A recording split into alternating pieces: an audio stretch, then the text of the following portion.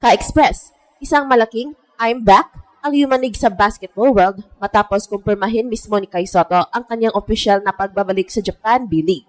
Matapos ang halos isang taon ng rehab at matinding paghihintay, tuluyan nang nagbalik ang 7'3" Gilas Pilipinas big man para sa kanyang Year 5 sa international stage at muling magsusuot ng jersey ng Kashigaya Alphas. Noong January 2025, tumigil bigla ang momentum ni Kai matapos magtamo ng torn ACL. Isang injury na madalas itinuturing na career-altering para sa mga big men. Ngunit ngayong January 23, mismong si Kai ang nagkumpirma ng kanyang comeback sa isang Instagram post na simple pero mabigat ang dating. Year 5, I'm back. #comebackyear. Ang mensahe ay malinaw. Tapos na ang paghihintay. Tapos na ang rehab. Kai Sotto is back. Sa nakalipas na halos isang taon, tahimik pero tuloy-tuloy ang naging recovery ni Kai. Matapos ang surgery, hinati niya ang kanyang rehab sa Japan at Pilipinas. Unti-unting ibinabalik ang lakas, mobility at kumpiyansa sa tuhod. Alaunan, nakabalik siya sa full team practices ng Kashigaya at kahit napili bilang B-League All-Star, pinili niyang mag-skip upang unahin ang long-term readiness and health. Ang pagbabalik ni Kai ay hindi lang personal milestone. Ito ay critical boost para sa Kashigaya Alphas na kasalukuyang nasa 20th place na may 10-20 record. Ang presence ni Kai sa loob ay inaasahang magbibigay ng rim protection, rebounding, and offensive gravity na matagal na nilang kinakulang. Mas malaki pa rito ang epekto sa Gilas Pilipinas program. Si Kai ay mahalagang bahagi ng national team system ni Coach Tim Cone at naging sentro ng makasaysayang kampanya sa FIBA Olympic Qualifying Tournament 2024, kung saan kasama si Justin Brownlee. Pinangunahan niya ang historic 89-80 na panalo kontra Latvia, ang unang panalo ng Pilipinas laban sa isang European team matapos ang 64 years. Bagamat hindi umabot sa Paris Olympics, ang performance na iyon ang muling nagpatunay sa halaga ni Kai sa international level. Ngayon sa kanyang pagbabalik sa B-League, malinaw ang direction. Game rhythm muna, full confidence next. Gilas readiness soon.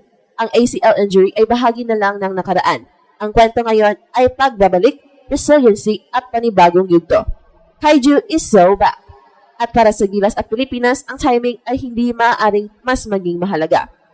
Hindi na haka-haka, hindi na bulong-bulungan.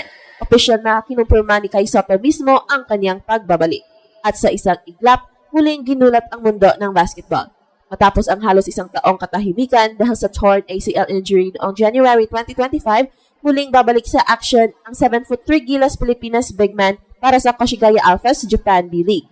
Markado bilang kanyang Year 5 sa international stage. Sa isang Instagram post nitong January 23, simple pero matapang ang mensahe ni Kai. Year 5, I'm back. #comebackyear. Kasabay nito ang mga larawang suot niya ang Kashigaya jersey. Isang malinaw na senyales na tapos na ang rehab, tapos na ang paghihintay at handa na siyang bumalik sa competition.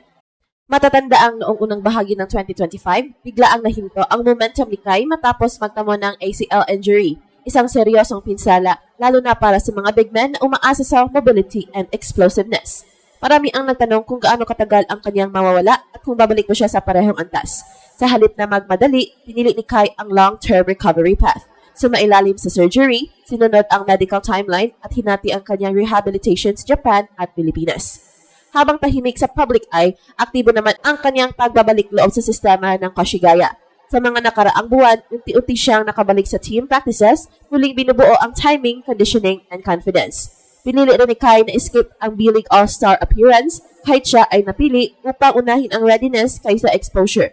Isang desisyong nagpapakita ng maturity sa yugtong ito ng kanyang career. Sa kanyang pagbabalik ay malaking tulong sa Kashigaya. Ang kanyang pagbabalik ay malaking tulong sa Kashigaya Alphas. Nakasalukuyan, nasa 20th place na may 10-20 record. Sa pagkawala ni Kai, kapansin-pansin ang kakulangan ng team sa interior defense, rim protection, and vertical spacing. Ngayong babalik siya, inaasahang babalik din ang stability sa loob, lalo na sa depensa at rebounding kung saan kilala si Kai sa B-League. Higit pa sa club impact, mas malaki ang implikasyon nito sa Gilas Pilipinas program. Si Kai ay matagal nang itinuturing na cornerstone ng national team setup, lalo na sa ilalim ni Coach Tim Cone. Noong FIBA Olympic Qualifying Tournament 2024, naging sentro siya sa makasaysayang kampanya ng Gilas, kabilang ang iconic 89-80 na panalo laban sa Latvia, isang European powerhouse. ang unang panalo ng Pilipinas kontra Europe matapos ang 64 years. Bagamat hindi umabot sa Paris Olympics, malinaw ang mensahe noon. Kapag healthy si Kai Sotto, iba ang siling ng Gilas Pilipinas. Ngayon, sa kanyang kumpirmadong pagbabalik sa Japan B-League, nagsisimula na muli ang countdown. Hindi lang para sa Koshigaya, kundi pati sa susunod na yugto ng Gilas. Unang tama ng comeback, Koshigaya Alphas. Sa kasalukuyang 10-20 standing, malinaw na nahirapan ang koponan sa consistency, lalo na sa loob. Sa pagkawala ni Kai, bumaba ang rim protection, defensive rebounding, and inside presence. Mga aspetong natural na strength ng 7'3 Filipino center. Ang pagbabalik niya ay hindi agad nangangahulugan ng instant wins, pero nagbibigay ito ng structural stability sa depensa at half-court sets. Sa B-League, kung saan mahalaga ang spacing at discipline, ang isang mobile rim protector na marunong magbasa ng laro ay malaking asset. Ayon sa mga insiders sa Japan, hindi minamadali ng Koshigaya ang minutes ni Kai. Ang target ay gradual reintegration. Una conditioning, sunod timing, saka full game impact. Ito ay malinaw na indikasyon na parehong kampo, player at team ay mas focus ngayon sa longevity kaysa sa long-term highlight plays. Para kay Kai, ito ang pinaka-importanting yugto. Patunayan na kaya niyang bumalik hindi lang physically, kundi mentally and tactically. Ikalawang layer ng impact, ang international reputation ni Kai Sotto. Matatandaang bago ang injury, dumaan na siya sa iba't ibang high-level environments. Mula Adelaide 36ers sa Australia's NBL hanggang sa Japan B-League. Ang kanyang pagbabalik matapos ang ACL injury ay isang malaking test kung paano siya titingnan ng scouts, coaches, at international teams. Sa modern basketball, ang tanong ay hindi lang, kaya mo bang maglaro? Hindi, kaya mo bang bumalik ng mas matalino?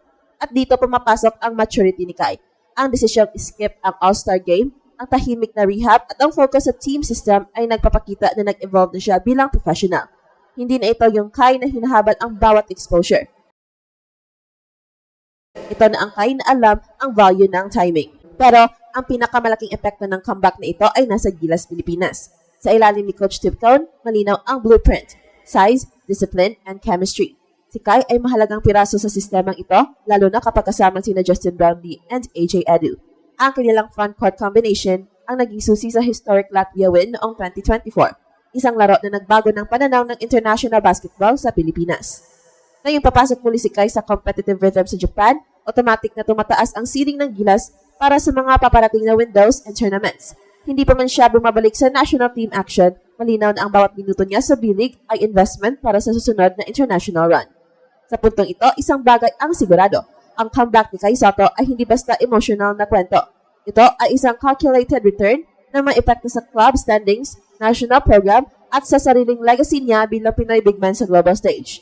At habang unti-unti siyang bumabalik sa laro, isang mensahe ang malinaw. Ang Kai Sotto na babalik ay mas buo kaysa sa Kai Sotto na nawala. At ito ang Express Info kung saan bawat kwento ginulat ang mundo. Don't forget to like and subscribe.